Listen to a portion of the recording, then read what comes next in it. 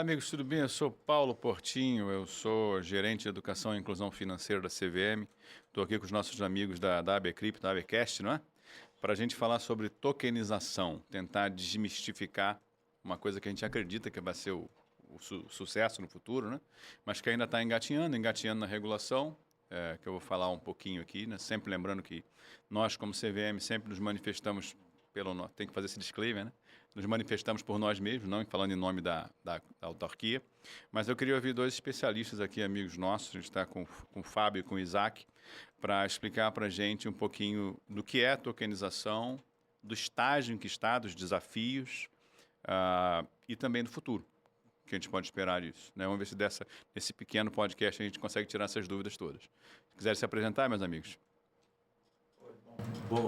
Bom dia, boa tarde, não importa, né, para todos.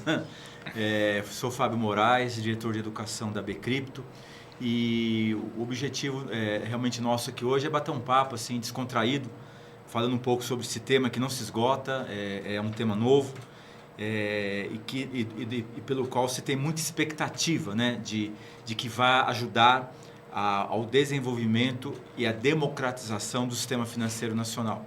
Então, por isso nos interessa, por isso nós estamos aqui para bater esse papo aqui com o Isaac, um especialista que eu conheço há bastante tempo, e é um prazer sempre estar com ele, com o Portinho e com todos vocês aí. Muito obrigado. Eu agradeço o convite, né, da AB Cripto. É um prazer encontrar você de novo, Fábio, o Portinho aqui.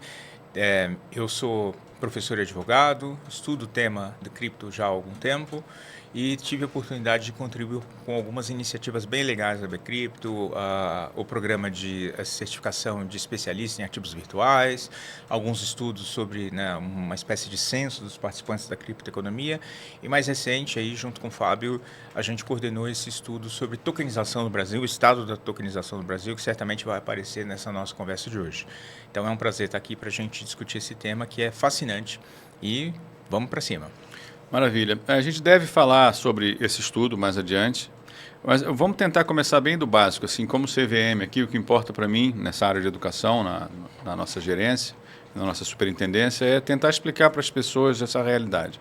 Eu sei que muitos brasileiros nem entendem muito bem quando eu falo de criptomoeda, criptoeconomia, criptoativo, ele não necessariamente associa com criptografia.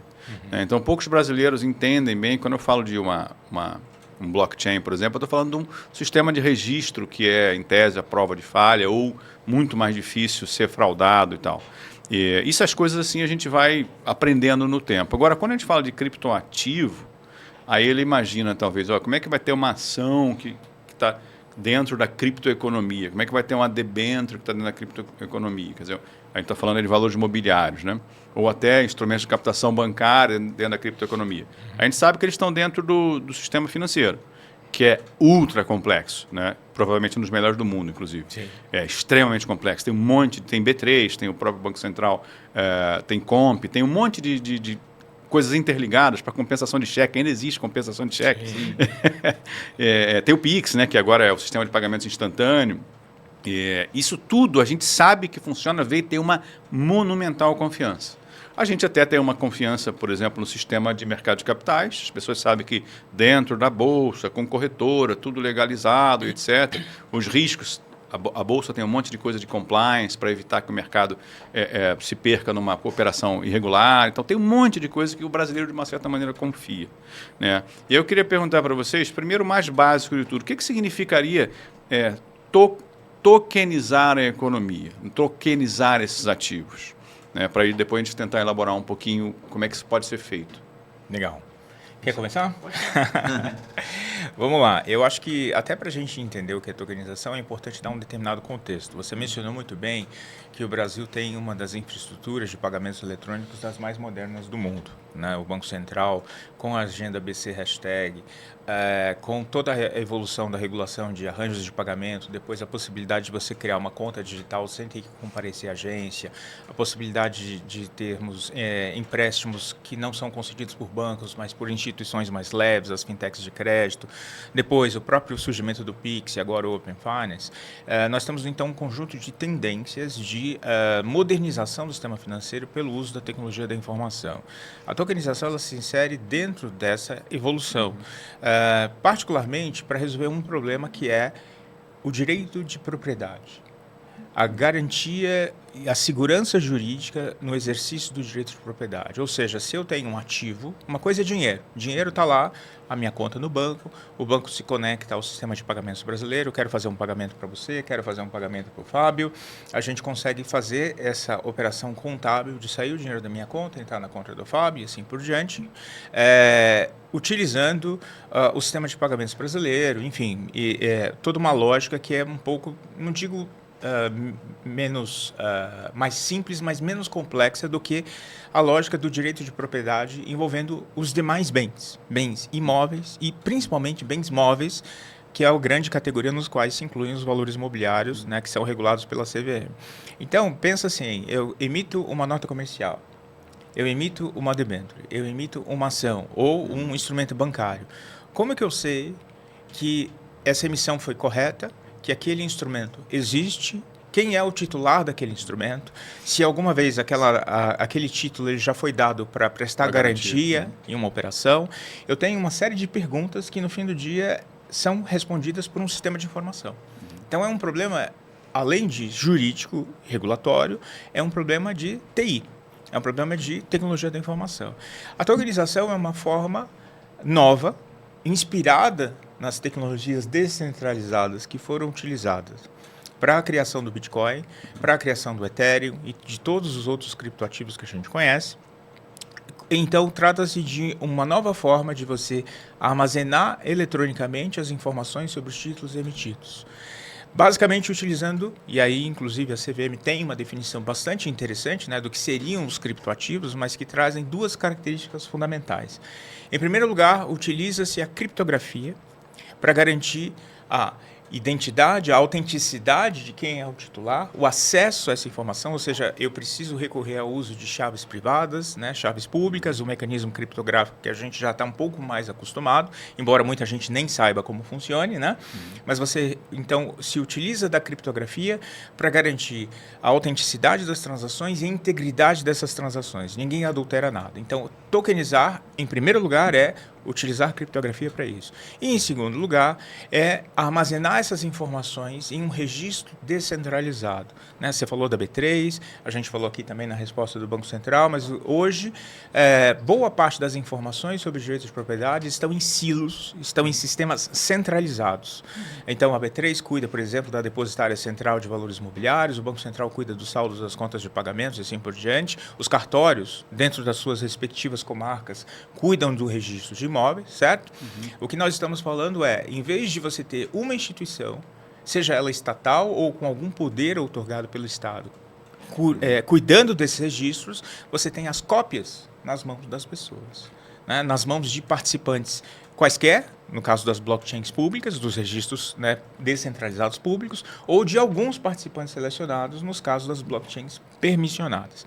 Então, em síntese, tokenizar é armazenar informações sobre a titularidade de ativos em sistemas que utilizam a criptografia para garantir a autenticidade e integridade das transações e, além disso, o arranjo pelo qual essas informações são armazenadas é um arranjo descentralizado. E qual é a vantagem disso? Visibilidade. Se eu tenho dado, Fábio tem o dado, você tem o dado, a gente consegue trocar, desde que os nossos registros sejam síncronos, a gente consegue trocar informações sobre isso. Bom, tem pouco para falar depois do Isaac, né? Mas queria explorar um pouco um outro aspecto que para mim é fundamental, que é o aspecto da democratização do investimento, né? A tokenização, antes de mais nada, token é uma representação, que pode ser digital ou não, né? Sempre gosto de usar o exemplo que um RG é um token, né? Ele não é o Fábio, mas representa o Fábio, né? A carteira de habilitação não é o Fábio, representa o Fábio.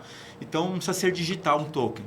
E no caso de um token criptografado, como o Isaac falou, ele tem essas características que ele colocou que são realmente fundamentais e também uma que eu gosto muito de colocar sempre é que ele possibilita que mais pessoas acessem investimentos. Por exemplo, um exemplo clássico, um time de futebol vai vender um jogador, né? E para isso eu preciso pagar o salário daquele jogador para que ele fique valioso, para que um time da Europa queira comprar o jogador. Para um time de futebol conseguir manter o salário daquele jogador até ele ficar valioso para ser vendido, é muito difícil. Não é à toa que os times de futebol, a maioria, estão na falência, né?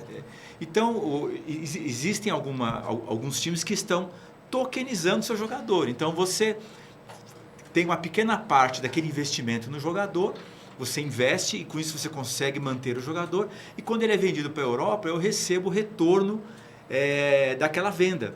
Então, não deixa de ser um investimento coletivo que foi feito com um jogador de futebol. Esse é um exemplo. Eu posso comprar um apartamento, em vez de eu, Fábio, comprar sozinho um apartamento, eu posso fazer parte de uma rede de pessoas que compraram um pedacinho daquele apartamento e ao vender ou alugar eu recebo o resultado, né, o rendimento daquela venda. Então, com essa rede descentralizada, ficou mais viável esse tipo de investimento. E não é à toa que as regras hoje que a CVM trata do assunto estão ligadas ao crowdfunding, que não deixa de ser um investimento coletivo também. Sim, é um investimento coletivo. Então, faz todo sentido falar que a tokenização ela amplia as possibilidades de investimentos coletivos e, dessa forma, aumenta a inclusão financeira da população. É um aspecto que eu acho muito importante. Tá, eu vou levantar algumas questões aqui como pessoa que não é especialista, né, na área. Pelo que eu entendi, uma coisa é você colocar o registro em um ambiente criptografado, né, que a gente tem. Mas eu também tinha entendido que o caminho que aquela propriedade segue ao longo do tempo ficaria, tipo o Bitcoin, né? Perfeito. Ficaria totalmente registrado e acho que talvez seja a principal vantagem do Bitcoin é que a história dele é uma história contada e sem possibilidade de alteração. Então, assim, quando eu enxergo lá as coisas que a CVM está fazendo, que são muito dinâmicas, né?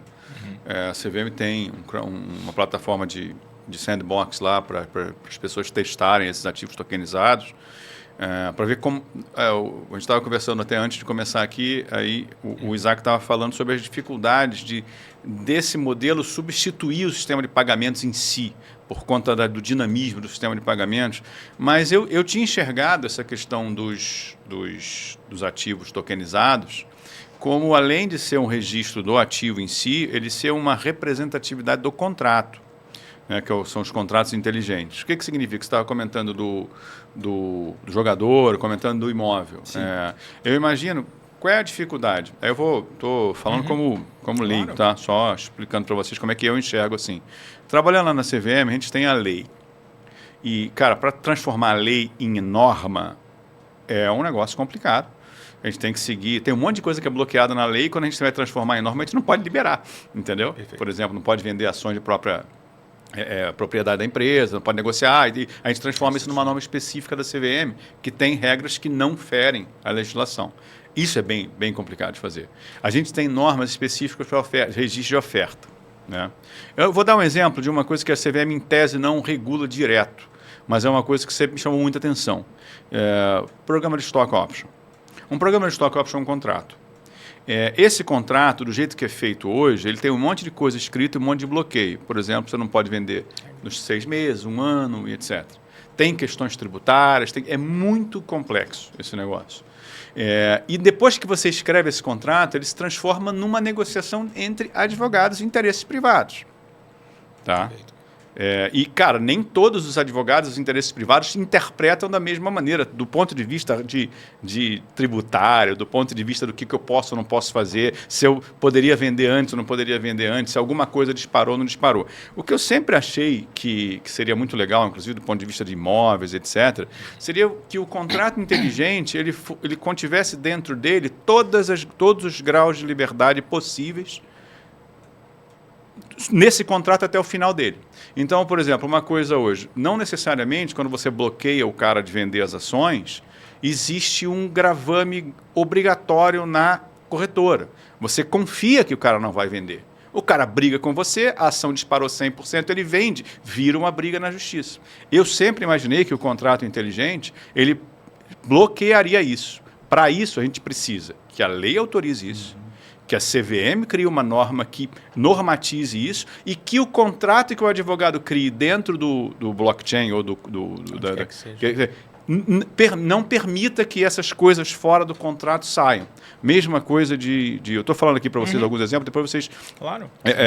Porque uma coisa é essa questão do dinamismo de compras e vendas. Isso aí eu acho o nosso sistema de pagamentos absolutamente fantástico. Eu acho B3, as corretoras, aquilo, assim, eu dei aula disso para o pessoal que ia fazer prova para o Banco Central.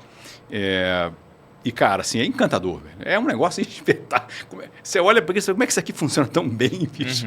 Então, essa parte eu não me preocupo tanto, até porque a gente está na vanguarda da vanguarda. O que sempre me trouxe curiosidade sobre os ativos tokenizados é que, cara, se a gente conseguir transformar a realidade legislativa numa realidade normativa brilhante, né? Advogados inteligentes e construtores de redes criptografadas, junto com eles, construírem contratos em que a gente adere com a mesma regra da Bolsa, termo de subscrição, regra da Bolsa, não, regra da CVM, tudo certinho num termo de oferta. E isso aí não pode, que é uma das grandes vantagens, penso muito no Bitcoin, que ele não vai ter nenhuma burla ali no meio. Se a gente conseguir fazer com que esse contrato siga adiante, seguindo todas as regras até o final dele, por exemplo, no stock option, no momento em que o cara pode vender, acabou o contrato, não tem mais nenhum gravame, nada absolutamente ligado ali. Aquela ação ali, talvez ela não seja uma ação, talvez ela seja um derivativo que é gerido pelo contrato. A ação existe, ela está em um determinado local, mas tudo que pode ser feito com aquela ação, nas datas, nos valores, né? Até eventualmente a gente pode colocar até a tributação, se a receita estiver confortável e conectada. E no final sai tudo perfeito. Imóvel, mesma coisa. Tem um exemplo que deve ter em milhões de famílias. Tá? Na minha família, um imóvel foi comprado por uma pessoa na década de 70. Essa pessoa não passou por nome dela. Ela morreu e essa pessoa comprou de uma multinacional. Essa multinacional não passou por nome dela. Um cartório pequeno, década de 80, sei lá, entendeu? O imóvel apareceu no nome do herdeiro, entendeu? Assim, como é que apareceu no nome do herdeiro? Ele deveria ter passado por um inventário, deveria ter ido por nome dele, pagar os impostos, assim, um monte de coisas que você está no cartório, eu conheço fulano, etc. Hoje talvez seja mais difícil, mas você pode ter um monte de quebras que você não aceita, né? Porque cabe-se discussão. No momento em que você tem isso tudo dentro de um contrato inteligente que fala perfeitamente bem com a legislação, não tem mais esse risco. Nada vai acontecer, como você falou, registro de propriedade. Sim. Nenhuma transação de registro de propriedade vai acontecer sem todos os checklists que podem ser feitos de forma automática. Então, assim, eu não sei se eu estou falando bobagem, mas eu sempre enxerguei o potencial dos tokens e da criptoeconomia, dos contratos inteligentes, por essa possibilidade da gente criar contratos que vão ter um enforcement quase que automático, mais até do que a questão da transação, porque a transação é tão boa no Brasil hoje que a gente não sente falta. Sim. Entendeu? Queria ouvir de vocês se faz algum sentido isso. Vamos lá, vamos por partes aqui. Em primeiro lugar, eu acho que alguns exemplos, né, que a gente explorou no relatório de tokenização podem ajudar a até detalhar um pouco das hipóteses que você levantou. A gente vai falar do relatório, se você quiser, você pode aproveitar. Vou adiantar, mas eu acho que antes de falar dos casos específicos, é importante fazer algumas distinções para saber o que pode e o que não pode ser feito. E aqui eu vou misturar meus dois chapéus, de engenheiro de computação e de bacharel em direito. E a palavra código, né, eu quero acreditar que não é por acaso que você tem os códigos das leis e os códigos do software. Por quê?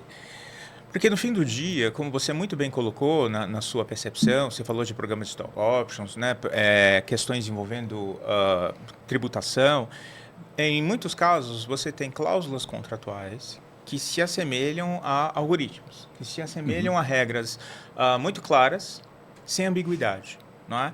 Entretanto, a gente não pode presumir que um contrato seja tão simples a ponto de ser reduzido a um algoritmo.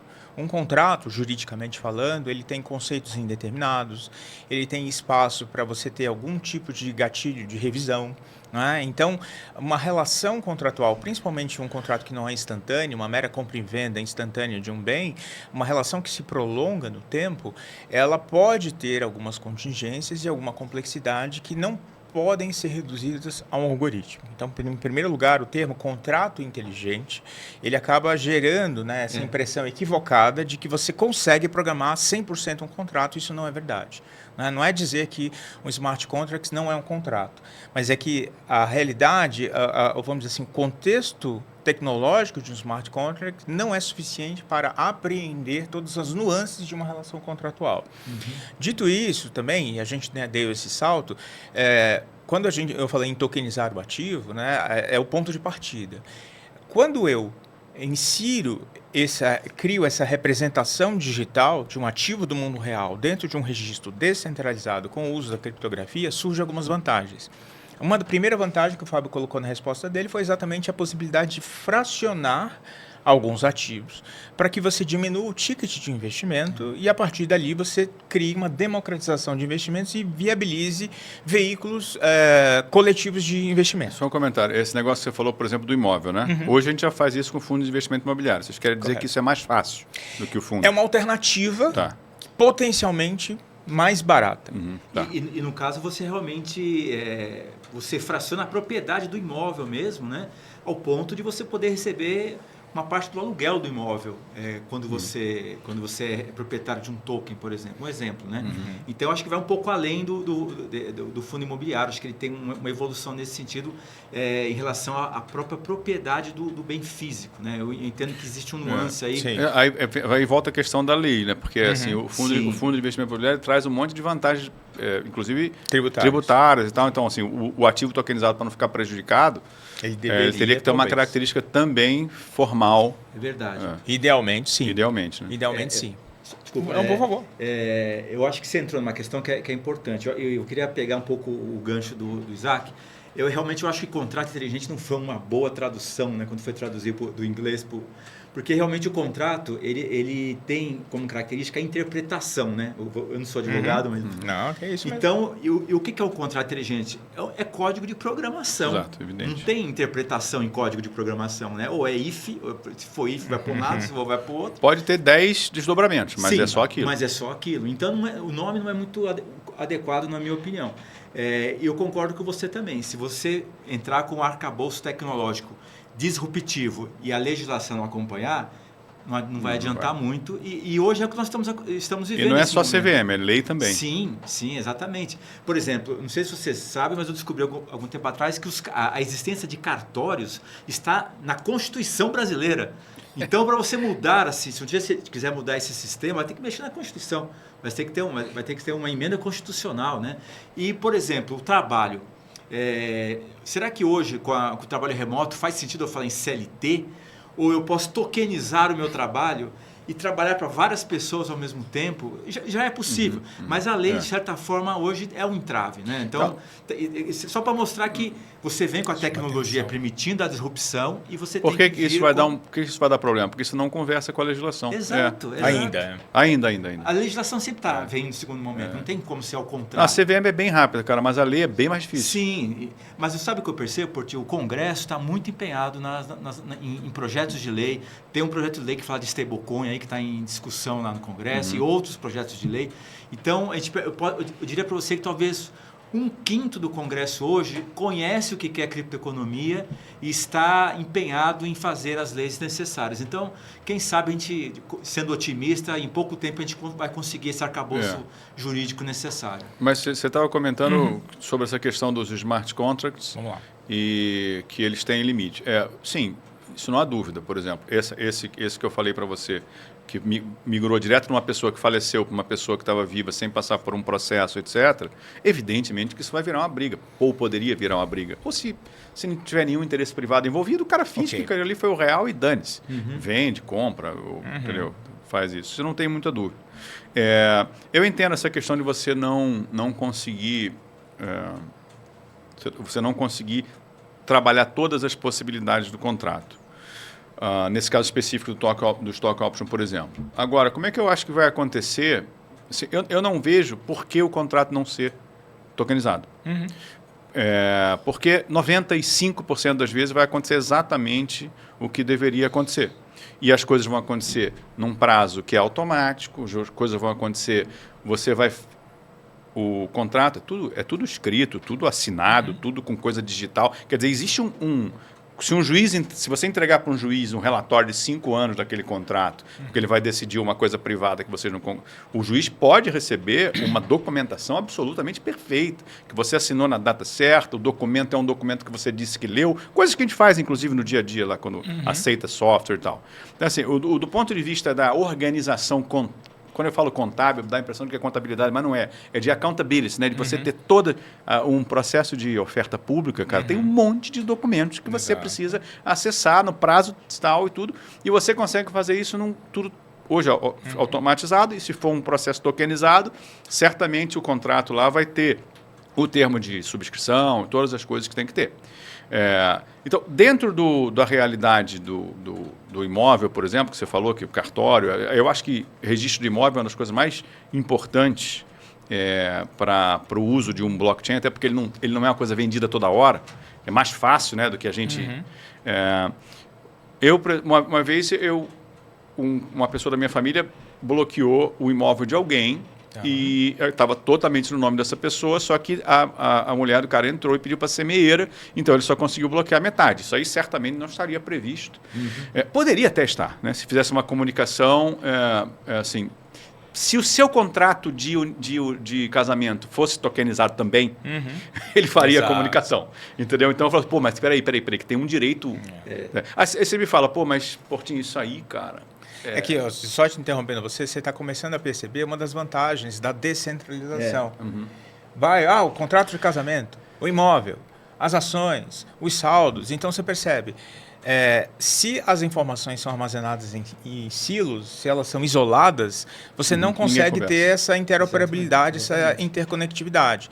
No momento em que eu consigo ter uma espécie de registro nacional de todos os bens, de todos os contratos, no mundo ideal...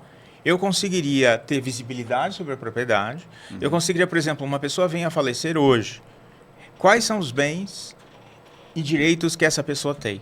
Responder essa pergunta não é fácil. Não, é bem difícil. Ela envolve correr atrás. Se nós tivéssemos um registro descentralizado, em teoria, seria instantâneo. Então, aquele negócio que a gente entra em todos os bancos para saber se tinha ação da época da Telebrás. Aquilo acabou, é verdade. Esse é um problema que poderia ser resolvido. Inclusive até mesmo o bloqueio. Né? Aí é uma questão controvertida, né? Mas veja, foi necessário para o Banco Central, para criar lá o CISBaJude, convênios com diversas instituições para que o Banco Central pudesse consolidar essas informações para poder dar um comando de bloquear um bem mediante uma ordem judicial. Essa dificuldade de consolidar as informações e trazer cada vez novos participantes, isso seria, em princípio, com o uso da tecnologia blockchain, com a representação digital dos ativos na forma de tokens, com tudo que a gente vem falando aqui, isso seria, em teoria, muito mais fácil. Quer dizer, vários direitos de propriedade poderiam conversar entre si. Sim. Por exemplo, Portinho, se eu for querer tomar crédito num banco, para eu conseguir comprovar que eu posso tomar aquele crédito, muitas vezes a minha renda não é alta, mas eu posso ter bens, posso ter participação em empresas. Para eu conseguir fazer isso na forma de um documento e comprovar, é muito complexo. Mais do que isso, para o banco avaliar essa complexidade é difícil. Então, e muitas vezes o banco pode não conceder crédito. Uma pessoa que poderia ter o crédito sem problema algum, eu poderia até dar uma carteira de CDBs que eu tenho como garantia para esse empréstimo. Tudo isso, se a legislação permitir, maravilha. Se não permitir, a gente cria. Mas a tecnologia, como ele falou, ele garante e a legislação tem que vir junto. Mas é um pouco isso mesmo. Quanto mais descentralizado e integradas as informações tiver, imagine os ganhos em facilidade e em custo também. Registrar um imóvel não é barato, né, Portinho, hoje? Vamos falar a verdade, não é barato. A gente tem que sempre lembrar o seguinte, a gente está sempre trabalhando com algumas ideologias, né? Nem tudo está tentando o mesmo objetivo que nós, que é aquele objetivo de baratear o máximo, fazer crescimento econômico e tal. Por exemplo, o Trump venceu a eleição e por uma questão ideológica ele é contra pelo menos até onde eu sei, né? Ele é contra aquela moeda digital do Banco Central. A criação de uma CBDC norte-americana. Por uma questão efetivamente de princípios libertários ou conservadores, que seja. O Brasil já está voando Sim, nisso sim. aí, entendeu? E eu acho que o brasileiro é tão dinâmico, bicho, que é capaz dele aceitar tudo isso aí. Apesar de ainda haver muitas pessoas pagando em dinheiro as coisas, eu acho que vai bom. Então, essa questão, por exemplo, do cartório. Cara, tu paga 8 pau, 10, 12 mil para registrar um imóvel, assim, você fala, cara, mas é só um registro, né? A gente fala, mas não é só um registro, que na verdade todas as pessoas que vão acessar aqui no futuro têm aquela garantia de que vai estar certo, mas é caro. E é caro, e se você pensar em compras e vendas, às vezes você deixa de aproveitar uma oportunidade de um crescimento de 10, 15% no seu imóvel, 20%, Sim. porque o que você vai ter de custas naquele Exato. negócio é... Ou você não registra o imóvel, deixa num contrato de gaveta, aí você pior morre ainda. e deixa o abacaxi para os teus filhos resolverem. Né? Quanta gente não passa é por regra. isso, não é? Exatamente. É isso. Então, a gente tem, só para a gente voltar aqui para a questão da tokenização, a gente tem a possibilidade ali na CVM, por exemplo, se a gente falar de uma... Acho que vou fazer melhor, vou perguntar para você assim, como é que a gente conseguiria enxergar para uma pessoa hoje que negocia ações ou que negocia debêntures, como é que ela conseguiria enxergar a vantagem de ter uma ação tokenizada? Pode falar à vontade, tá? Pode falar, inclusive, desde o processo de oferta pública, que isso aí a gente acredita que vai baratear. Como é que ela conseguiria enxergar isso? Por que isso seria melhor para ela? Olha, essa é uma pergunta bastante interessante na perspectiva de experiência de usuário. Por quê?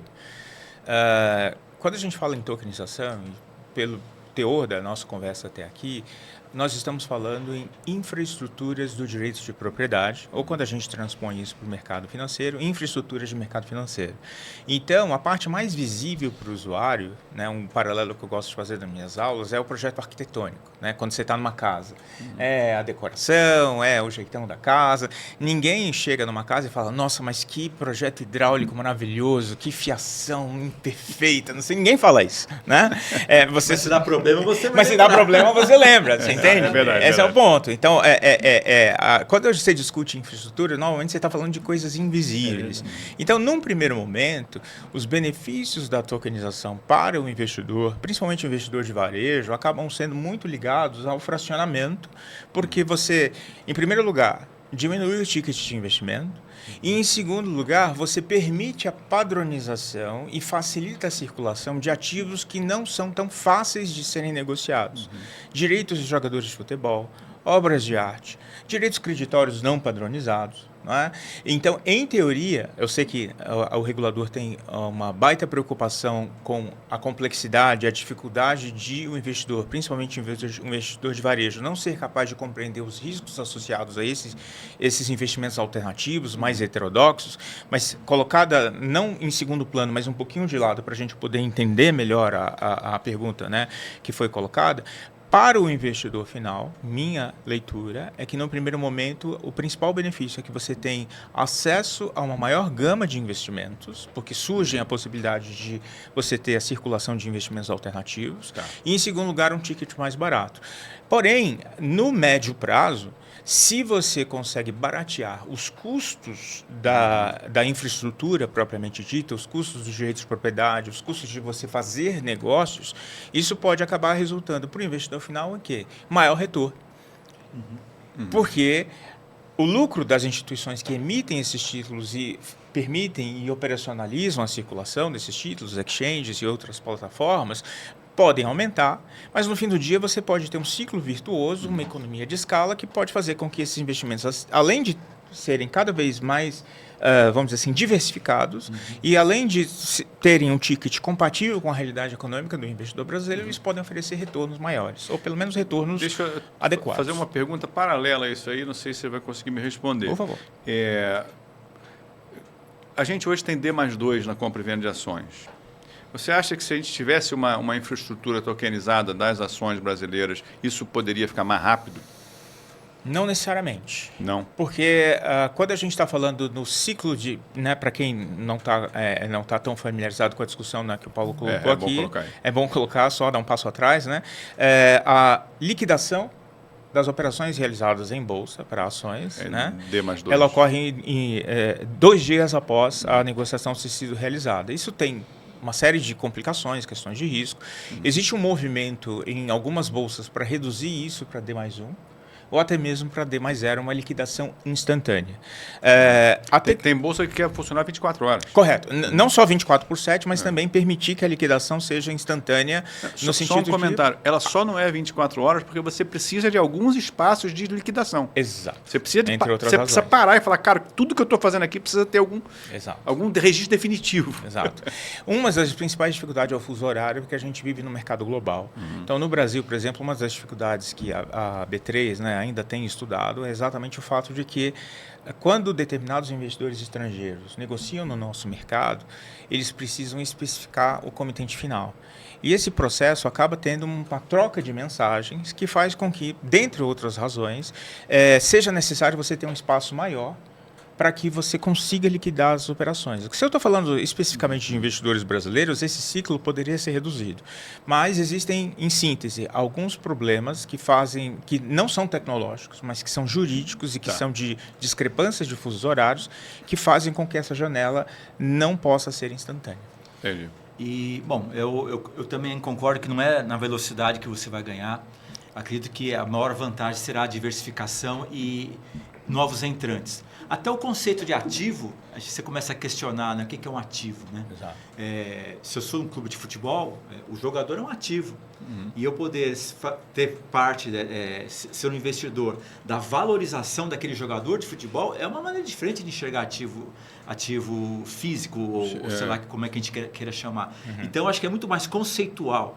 E essa amplitude que você ganha em trazer pessoas novas formas de investimento, novos tipos de ativo, que para mim é como se você está dando uma oxigenação no próprio sistema, né? Trazendo novos players aí para o sistema financeiro. Agora, mais uma vez, isso é tudo novo, isso tudo precisa ser regulamentado. Né? Eu estou entendendo o seguinte, a gente tem um sistema para quase tudo que a gente faz, CDB, RDB, PIX, ação, esse D+2, que não é nada demais, porque você, na hora que você vendeu, você já tem o direito de comprar outra, Sim. porque fecha junto. Então, assim, não é um negócio... As pessoas se viram muito bem com isso. Sim. Né? Então, talvez... para isso que já está funcionando, dificilmente eu vou sentir... Pode ser que a parte tecnológica mude, mas eu dificilmente vou sentir uma mudança... Mas no Brasil, né, que o Pix é instantâneo. É difícil. É difícil você... Acho que às vezes chega na conta da pessoa antes de sair da minha. Sim, o negócio... é verdade. Ela recebe a confirmação antes de eu receber. Então, assim...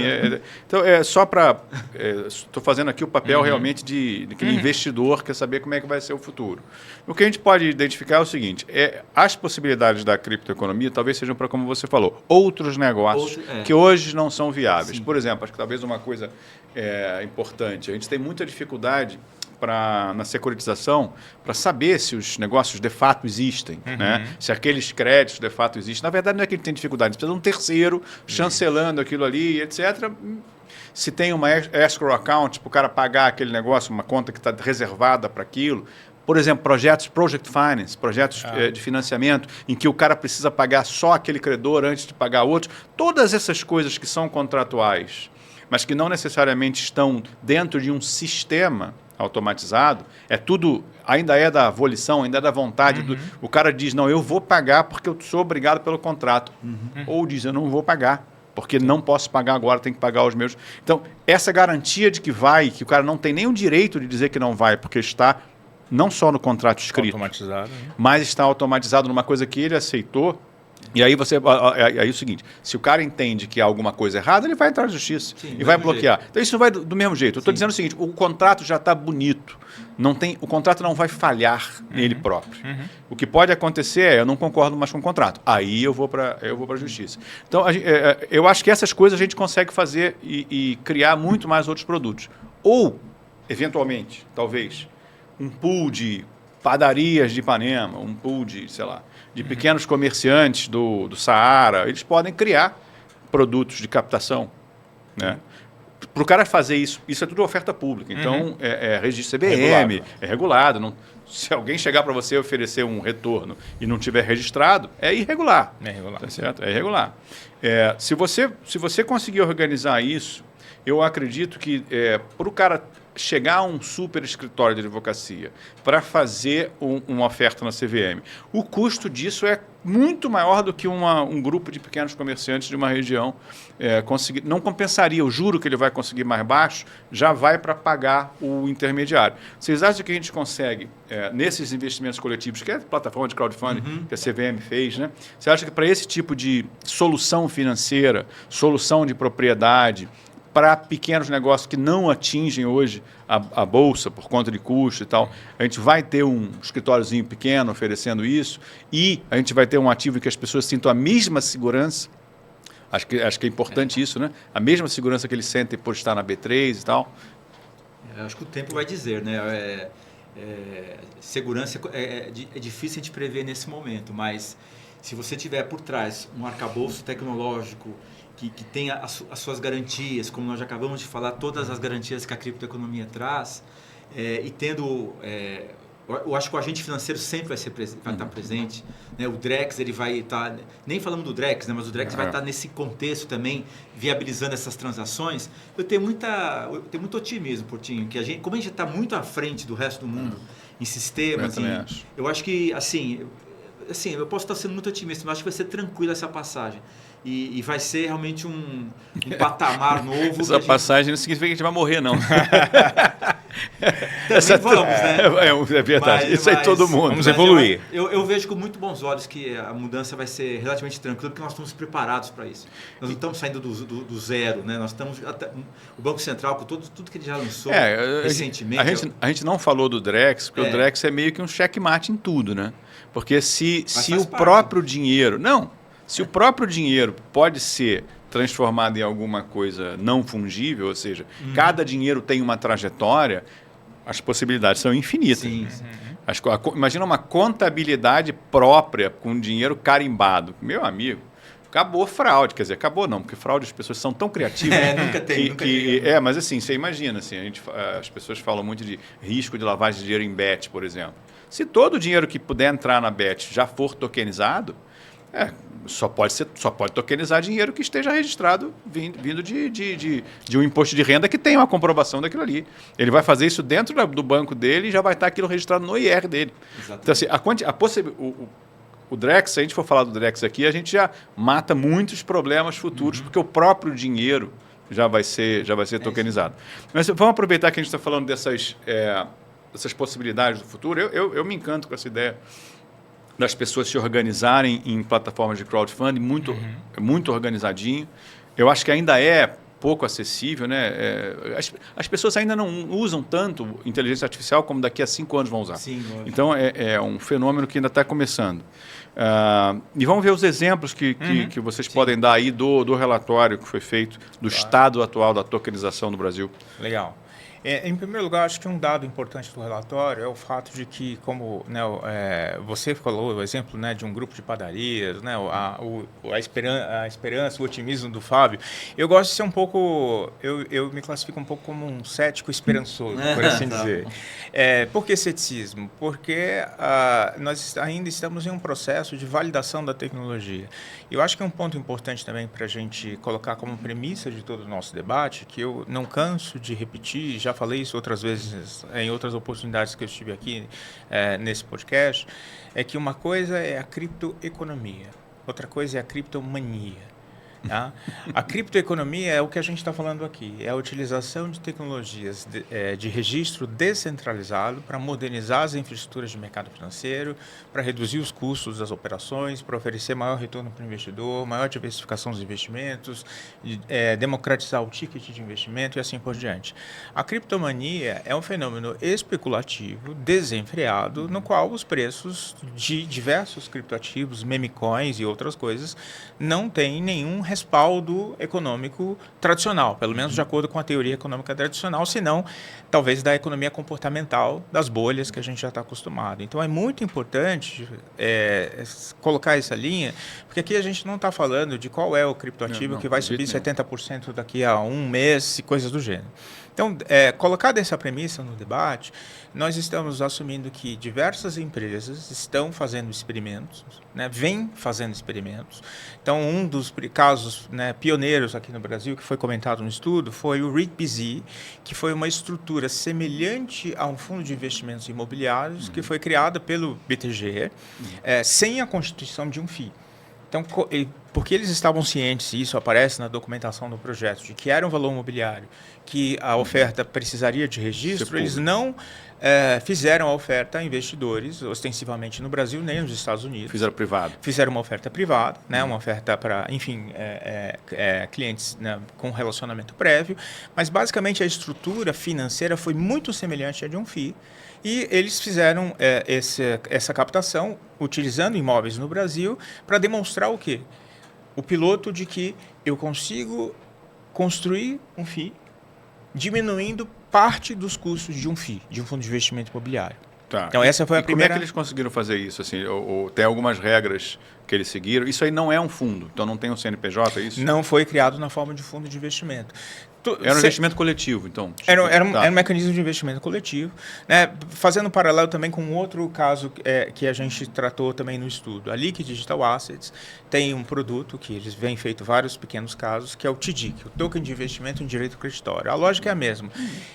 Quando você analisa tudo, a essência econômica é a de um fundo.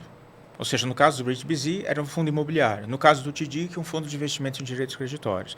Só que o que eles fizeram? Olha, vamos supor que não existisse uma regulação. Não segue a resolução 75. Não segue a resolução nos seus moldes tradicionais. Não tem a constituição de um fundo. Mas pensa, por exemplo, no caso do TDIC. O que você tem? Você mesmo falou, poxa, se eu tenho direitos creditórios, eu preciso verificar a existência desses direitos creditórios, eu preciso processar os pagamentos. Eu tenho várias funções que são alocadas a alguém que tem o dever fiduciário de gerenciar tudo isso. Tá. O que eles fizeram foi utilizar a tecnologia blockchain nesses dois projetos para automatizar esses fluxos e automatizar a verificação da existência dos direitos de propriedade dos títulos que foram emitidos. Então, tudo aquele a contabilidade disso é feita dentro de um ambiente toda a contabilidade e o processamento dos pagamentos foram feitos em um registro descentralizado, privado, ou seja, não é um registro na rede do Bitcoin ou na rede do Ethereum. Privado. Isso é um registro privado. Então, você teve alguns participantes do mercado. Na operação do TDIC, por exemplo, foi uma oferta privada. Os participantes são públicos, isso está mencionado no estudo, né? O Itaú BBA foi o investidor, ele subscreveu debêntures, essas debêntures tiveram uma representação digital dentro do blockchain, os fluxos de pagamentos foram processados, a Oliveira Trust atuou como uma espécie de administrador fiduciário. Então, como é que é a transparência disso? Ele emite relatório para quem é proprietário? Exatamente. Como se tratou de uma oferta privada, né, a comunicação entre as partes é uma comunicação privada, mas é uma comunicação que, sobretudo, eu não preciso depender da confiança no relatório que o prestador de serviço está me dando. No limite, se eu quiser, eu posso auditar o que aconteceu no blockchain. No limite, eu tenho rastro de todas as transações. Então, surge uma camada de confiança adicional. Né? No momento em que eu tenho um prestador de serviços que tem um dever fiduciário para comigo, eu posso acreditar no relatório que ele está me dando, ou se eu quiser, eu posso fazer uma verificação independente no registro descentralizado. Cara, isso não é fácil de entender, bicho. Essa é a premissa. Porque o cara tem um recebível... Não é fácil, porque o cara tem... É muito complexo você vai fazer um fundo hoje de um direito creditório. Complicado. O cara tem um recebível, esse recebível, ele foi tokenizado, não? Ele fica amarrado, né? Você tem as garantias. Os fluxos desses recebíveis, né, são todos representados digitalmente, baseado no contrato real. A grande sacada aqui é você ter um depara entre o mundo real e o mundo virtual. Então, alguém tem que controlar essa alfândega. Tá? Então, quando você cria a ideia de representação digital, aqui é levado ao extremo. Então, você imagina, todos os recebíveis, as debêntures, até o dinheiro, no caso o real, eles usaram uma espécie de protótipo de stablecoin de real. Porque, no limite, você poderia plugar, se tivesse já em funcionamento, a infraestrutura do Drex, certo? Então, o dinheiro foi tokenizado, né? Os títulos foram tokenizados, e o que acontece? Todas as regras que estão em papel foram codificadas. O que a gente estava conversando no começo. Que a gente estava conversando no começo. Então, todos os fluxos parece complexo, mas no fim do dia é muito mais complexo a estrutura fora da blockchain do que dentro da blockchain. Aqueles recebíveis são todos no BTG? Ou precisa ser, porque talvez fica mais fácil, né? No caso do REACH-BZ, os detalhes da arquitetura, de quais foram os recebíveis, de como eles foram organizados, no caso do REACH-BZ não foram tão transparentes, tão divulgados quanto no caso do TDIC. Mas o fato é que soluções de arquitetura, como a gente está em fase de prototipação, de experimentação, ainda você pode ter recebíveis que são totalmente custodiados e controlados pelo BTG, ou você pode ter um gatekeeper que tem um recebível, que tem algum título que está em outro lugar, mas esse gatekeeper, esse prestador de serviços, pode trazer isso e vincular na estrutura de quem está fazendo a emissão. Você acha que uma coisa que me chama muita atenção é que, para tudo isso funcionar, você acha que a gente vai precisar ter outros tipos de players? Essa é uma pergunta importante. Porque assim, eu imagino o seguinte, imagina que você tem tudo descentralizado, de imóvel, carro e etc. Cara, será que você não vai ter que ter algum intermediário regulado só para a questão de informação? Talvez você não precisa ter um novo ou player. Não, pode ser alguém que já existe, mas talvez você tem um possa... papel. Sim, assim... Isso é algo que, inclusive, talvez provavelmente seja tema de um outro podcast, porque alguns grupos de estudo têm procurado subsidiar, inclusive eu participo do CRIA, né, que é uma das iniciativas lá chanceladas pela CVM para fazer pesquisa, subsidiar, enfim, a SDM, a SMI, e uma das discussões nos grupos de estudo que a gente está travando é exatamente, olha, ao que tudo indica, além dos serviços tradicionais, das atividades tradicionais de escriturador, custodiante e depositário central, que são regulados pela CVM, resoluções 31, 32 e 33, é possível que o escopo de um desses participantes precise ser ampliado para garantir que esse dever fiduciário dos ativos que existem no mundo real, que são transpostos para a blockchain, que essa atividade seja feita de forma íntegra. Porque eu não posso ter, por exemplo, um ativo registrado no blockchain 2 vezes. Claro, eu vou estar pedalando uma duplicada. Claro. Né? Então, uma vez que eu tenho o recebível, alguém tem que ser o custodiante desse recebível para garantir que ele só tem uma única representação digital. Porque aí a lógica, se organizar direitinho, o contrato inteligente funciona. Exato. Tá? O que eu entendo os contratos, na maior parte das vezes, o bom é que o contrato funcione do jeito que a gente sabe que ele deveria funcionar. Sim. Quando você pega um contrato de uma oferta pública, são 600 páginas. Entendeu? Para mais, sim. Para mais. Aí você fazer o quê? Talvez uma inteligência artificial vai dizer, olha, cara, o que é perigoso para você aqui, vai te dizer. Mas é muita coisa. E as coisas que o contrato não prevê, por exemplo, parece que algumas ofertas públicas eu não entro mais, que é meio complicado se morar na CVM ali, você pode manter a ação por 6 meses, se ela cair, o cara garante que recompra, uma coisa assim. Isso tudo, cara, do ponto de vista, eu esquecer, não assinei o papel, é muito fácil. Agora, dentro de um ambiente em que você já automaticamente diz, olha, eu quero fazer isso e dá 6 meses está mais baixo do que o que eu paguei, ele me paga o dinheiro e já pega de volta. Essas coisas automaticamente, né, dão um conforto para a gente, isso dá para ser feito. E como eu falei, se tiver a briga vai para o judiciário, não tem muito jeito, mas eu acho que vai ter...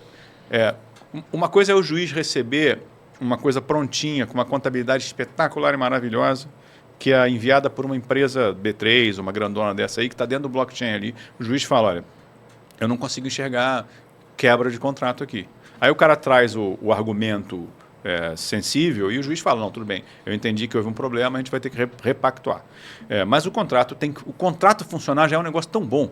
Essa questão, por exemplo, que você falou, que você tem uma ferramenta que não é fundo, não é um FDIC, mas você consegue em essência, simular um FDIC com uma simplicidade infinitamente maior. Eu com toda honestidade, como CVM aqui, eu nem saberia dizer, porque eu estudei a resolução 75, né? Essa outra que você falou do fundo de investimento imobiliário, eu entendo o princípio, mas eu acredito que, por exemplo, eu não sei se os benefícios tributários do fundo de investimento imobiliário, talvez no futuro, né? A gente vai mudar a lei do benefício tributário para que o cara continue fazendo. E tem algum exemplo aí de ação mesmo, debênture, que foi falado? Sim, na verdade, a gente acabou não explorando, nesse estudo especificamente, os casos do sandbox regulatório. Porque lá tem, né? Porque, na verdade, os únicos casos em que efetivamente hoje, no Brasil, podem ser ofertadas debêntures tokenizadas, ações tokenizadas, são dentro do sandbox regulatório da CVM. Porque perfeito. qualquer pessoa que estivesse fazendo isso fora do sandbox estaria fazendo isso de forma irregular. Então, o que a gente priorizou, até por conta dos dados, né, da própria sandbox que a CVM vem divulgando, que as empresas vêm divulgando, a gente priorizou analisar alguns exemplos de empresas que têm feito de forma compatível com a regulação vigente, né? Alguns casos de uso, mas não necessariamente valores mobiliários tokenizados. Então, outro caso que a gente teve, que analisou, por exemplo, foi o AgroToken, né? Que é uma empresa que basicamente ela só levou para o blockchain algo que já existe no mundo real, que é você utilizar a sua produção, a sua safra, seja ela presente ou futura, como meio de pagamento.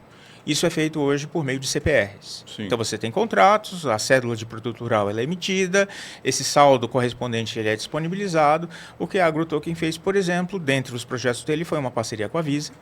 A produção ela é emitida uma CPR, essa CPR ela é tokenizada, a Visa tem visibilidade sobre esse registro, tem alguém que é responsável por tokenizar uma única vez essa produção e o produtor rural tem um cartão de crédito, um cartão pré-pago que é carregado com o saldo dessa CPR. Ou seja, na prática, o que você está fazendo? O escambo.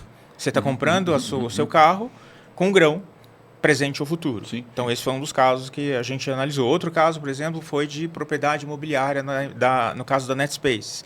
Novamente, como você falou muito bem. Puxa, se eu compro uma cota de um fundo imobiliário, eu posso receber dividendos e eu posso ter a valorização do imóvel e eu tenho alguns benefícios fiscais por ser um titular da cota do fundo imobiliário. Está previsto na lei. Porque está previsto na lei. Quando eu compro uma fração de um imóvel tokenizado, eu não tenho esse benefício fiscal. Porque eu imaginei. Primeiro ponto. Segundo ponto, se essa oferta dessa fração desse imóvel promete um rendimento, um aluguel, isso pode ser caracterizado um contrato de investimento coletivo e, por conseguinte, um valor mobiliário. Tá? Então, hoje, as empresas elas estão ainda testando produtos para saber qual é o apelo desses produtos, para que não seja um produto meramente de investimento. E aí se exploram questões como multipropriedade, né? No caso específico da NetSpace, é uma espécie de condomínio digital. O que a gente entende, então, é que isso tudo que foi estudado lá por vocês são iniciativas locais, né? Isso. Não de oferta pública, porque teria que atrair a CVM. Correto. E que, na realidade, eles estão testando coisas que nem a CVM está testando, porque a CVM já está testando a coisa que é pública. Exato. Então, imagino, né, pelo que eu entendi lá do sandbox regulatório, quando eu estudei, tudo que está colocado ali está sendo preparado para o dia que estiver maduro se transformar em um processo de oferta pública. Exato. Porque a oferta privada, cara, assim, o banco ligando para meia dúzia de cliente rico, né, ou até empresa e tal, e fala, bicho, vamos entrar nesse negócio aqui, você me ajuda, bota 50 milhões cada um. O pessoal cheio da grana. Isso aí. E aí eles... mas assim, pelo que você está me falando aí, assim, é inovador demais, né? Sim. É inovador demais. Então, assim, a gente tem o lado da CVM testando as coisas que podem ir para o público em geral, que é o público que, de fato, precisa de proteção, que não é investidor qualificado, etc.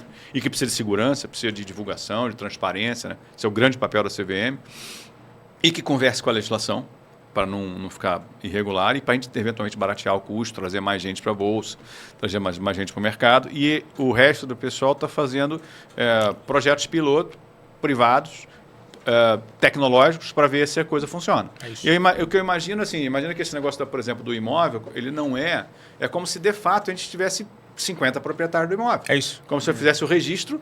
Aliás, É a constituição de um condomínio sem constituir um condomínio. Que a gente pode fazer isso, né? A gente poderia comprar 50 pessoas e estar registrado no IRGI com 50 pessoas. Sim. Entendeu? Sim. E aí, se você faz isso através de uma tecnologia mais dinâmica... Sim, ganha escala e confiança e tudo mais. Eu tô mais... Eu sei que você está aqui para dizer, olha, cara, vamos devagar que não é fácil. Eu sou otimista. Mas Tomás, como eu também, mas nisso aí eu sou bem otimista, cara. Até porque eu acho que o brasileiro, ele, assim, se você entregar uma facilidade para o brasileiro e uma segurança, ele vai longe. Não é? Criatividade nossa vai é longe. infinita, né? Mas então, pessoal, assim, eu acho que a gente falou praticamente tudo. Falou do estudo, falou do porquê tokenizar. Eu queria só fazer um último... vamos fazer último comentário. umas considerações finais. Bom, a Bcrypto, o papel da Bcrypto é justamente fomentar essa discussão, né? Trouxe o Isaac, que é na minha opinião, um dos maiores especialistas nesse assunto, talvez no mundo. e foi um trabalho muito interessante. Quem não teve acesso, lá na nossa página está lá disponível, como está o glossário da criptoeconomia e como está também o CAV, que o Isaac também participou, que hoje nós já temos em fase de certificação e certificado mais ou menos umas 500 pessoas em 2 meses. Então, profissional que quer entrar nesse mercado, vai lá, faz a certificação, acessa os nossos conteúdos. Vamos ter cada vez novos conteúdos e novas pesquisas, né? Além dessa que foi feita agora, vamos fazer outras. Então, o momento nosso é de fomentar conhecimento, trabalhar essa comunidade. Temos, assim, dezenas de associados, cada um numa área diferente. Um faz infraestrutura para esse sistema, o outro entra com produto. Então, assim, é um ecossistema que está crescendo. Grandes bancos estão entrando nele, isso é importante colocar. Hoje, os grandes bancos também estão entrando. Então, assim, é um sistema novo, né? Um sistema novo que está sendo criado e muita coisa interessante vai surgir. E eu queria só terminar falando isso. A Bcrypto, o papel dela é fomentar esse processo e ajudar no que for preciso. Então, venha para os nossos conteúdos aí e entre na criptoeconomia. Isso que eu queria terminar falando. E antes de eu passar aqui para o Isaac, para as considerações finais, assim, e nisso você pode acreditar, porque o Brasil ele é muito sofisticado nessa questão financeira. Então, não é assim, isso só vai acontecer nos Estados Unidos. Não, meu amigo. Pode acontecer bem antes aqui. Diga lá, prova disso é o fato de que o mercado de ações, né, as pessoas que investem em renda variável na B3, o número de CPFs, na estatística divulgada no ano passado pela B3, é de 5 milhões de pessoas. E no mercado cripto, né, por baixo, a gente tem mais de 10 milhões de pessoas que já investem nesses ativos. CPFs, tá?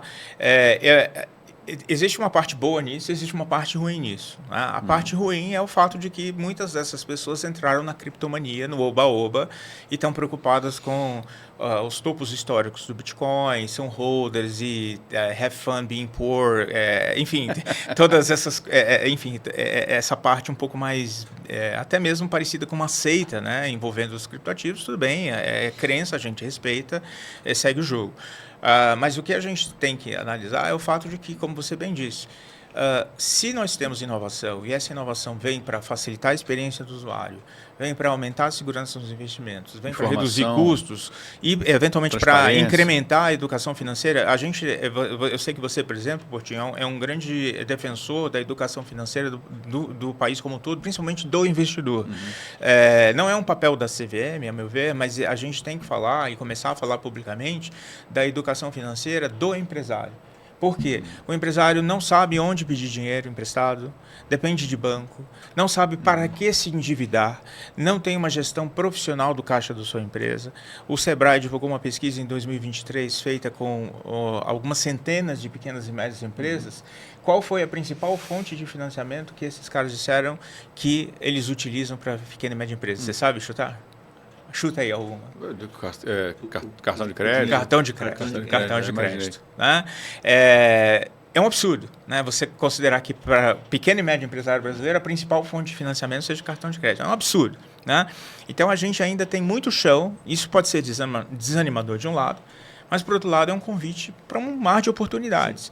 Então, se a gente conseguir pensar em formas de financiamento coletivo dessas empresas, a CVM já avançou com o regime fácil, a gente pode ter aí uma reforma da norma de crowdfunding, podemos ter uma versão light da norma de mercado secundário, da resolução CVM 135. Se a gente continuar com a Bcrypto, outros participantes do mercado, outras associações, outras empresas, inovando. E o regulador, em vez de simplesmente punindo, chutando portas e aplicando penalidades, dialogando e construindo, eu acho que pode dar um futuro legal. Eu sou suspeito para falar, eu trabalho na CVM, eu tenho orgulho danado da CVM. Como órgão regulador, né? Eu acho que todo mundo que trabalha com a CVM lá, B3, o pessoal das ações, do RI, etc., sempre que a gente conversa com eles falam, cara, vocês estão indo muito mais rápido do que a gente está enxergando fora do Brasil. Mas um papel da CVM, para eu concluir aqui, um papel da CVM é estimular a formação de poupança de longo prazo em ativos e valores imobiliários, né? Está lá na lei e tal. E eu estava conversando mais cedo com o Fábio aqui, surgiu uma dúvida numa palestra que eu dei em Maringá, do tipo assim, por que a gente tem provavelmente um dos melhores sistemas de pagamento, de sistemas financeiros do mundo, mais dinâmicos, e nós não somos nenhum país de renda média, né? Não enriquecemos assim. E aí, cara, assim, o que eu enxergo, né, que eu conversei com o pessoal ali, eu acho que a gente não é um país de renda média porque o nosso povo não enriqueceu. A gente tem que parar de entender, o Brasil vai enriquecer. Cara, o Brasil só vai enriquecer se vocês enriquecerem. Então, eu viajei a vários países na época que estava no Instituto Nacional de Investidores, antes de entrar na CVM. E, cara, todo mundo, a experiência no enriquecimento deles é a participação em valores mobiliários. É a participação em ações da Scania, ações da Saab, ações da Air Liquide, uma empresa espetacular, né, em 2008 que eu conheci, foi numa reunião de RI, coisas que os franceses, né, 30% da população, 25%, 70%, dependendo do país, foi um país pequenininho chamado Eslovênia, que tinha 600 mil investidores, quando o Brasil tinha 50. Eslovênia deve ser o tamanho de Belo Horizonte, sei lá, ter 2 milhões, 3 milhões de habitantes. É muito pequeno e já tinha mais investidor do que o Brasil. Então, essa lógica do brasileiro, eu acho que está melhorando, tá? Era bem pior. A gente não acreditava que a gente conseguia acumular nenhum patrimônio. Está melhorando muito. Então, essa lógica, a gente precisa desenvolver esse mercado, essas outras opções, e concordo com você, a educação financeira do empresário para o mercado é uma coisa que a gente endereça pouco ainda, muito pouco, porque já é difícil educar o pobre, a pessoa que está lá sem grana, e o empresário que em tese não é hipossuficiente, a gente deixa de lado, mas é importantíssimo, porque ele também faz parte do enriquecimento. Então, essa ideia da gente ter mais participação das pessoas em questões como financiamento de empresas, participação em propriedade imobiliária, participação em aluguéis, juros. Isso é uma ideia que os estrangeiros de países mais ricos já têm há muitos anos. Então, eu acredito que seja esse o problema. Um país extremamente competente para muitas coisas, um povo que é empreendedor, que ainda não entendeu como enriquecer. E, cara, eu não enxerguei enriquecimento em outros países mais desenvolvidos sem participação no mercado de capitais. Sim. E no mercado financeiro de uma maneira geral. Gente, muito obrigado. Obrigado, Paulo. Valeu. Obrigado, muito bom. Fábio.